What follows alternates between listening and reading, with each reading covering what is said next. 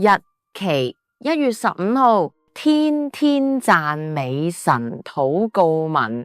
聖經經文，你喜愛公義，恨惡罪惡，所以上帝就係你嘅上帝，用喜樂油膏你，勝過膏你嘅同伴。詩篇45篇7節。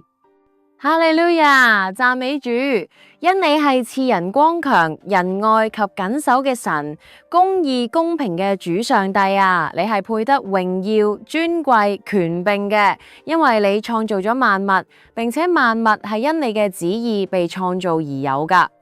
我要因你嘅救恩誇勝，要奉我上帝嘅名舉手禱告，願列邦稱讚你，願萬民都稱讚你。你係日日背負我哋重擔嘅主，都係拯救我哋嘅上帝，係應當稱頌噶。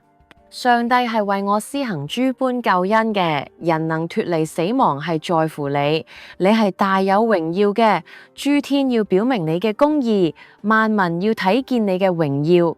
因為你為至高，超乎全地，你被尊崇，遠超萬神之上，全地都要向你歡樂，要發起大聲歡呼歌頌，願海同其中所充滿嘅澎湃，世界同住喺其間嘅都要發聲，願諸山喺你面前一同歡呼。我嘅救贖主啊，凡在我裏面嘅都要稱頌你嘅聖名，因為你係至高嘅上帝，直到永遠。